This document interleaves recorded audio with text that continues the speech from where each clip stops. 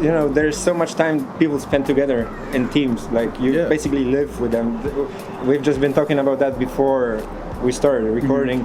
How you guys, coming from outside of Europe, have to come to Europe week after week, and then you either go back home, which doesn't make sense most of the time, and you stay for a boot camp. So you guys live together basically, and like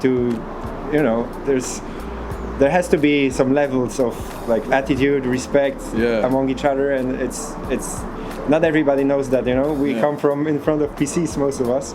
When we're gamers, so it's true. Like there's a lot of social skills that has to be. But is that something that kind of you have both fallen into naturally? Is that something that were you always that guy, or is this a guy you've had to learn to become over time?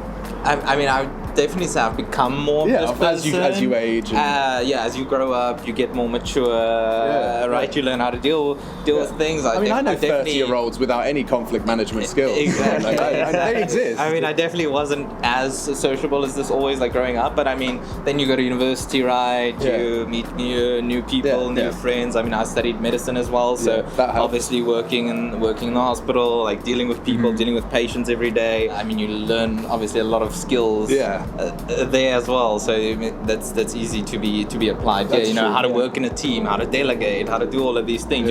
But you weren't living with your medical students. You weren't like, what's up, bro? Unless you were surgery earlier, man. Exactly. Remember the rods? Remember when we cut that open? So, but exactly. So I mean, it's just about learning as you go along, right? And like just said, it's like it's very different. I think that's something that people don't always realize.